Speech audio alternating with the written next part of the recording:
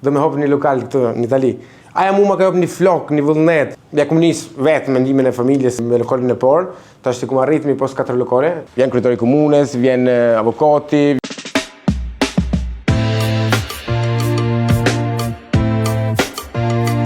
Jena ardhe në 2004 në Itali për mu bashku me babën. Baba ka pasur në madhë të 6 këto. Kur kom ardhë ka qenë një periudhë shumë e vështirë se kom lind me një fshatë e kom ardhë me një qytet.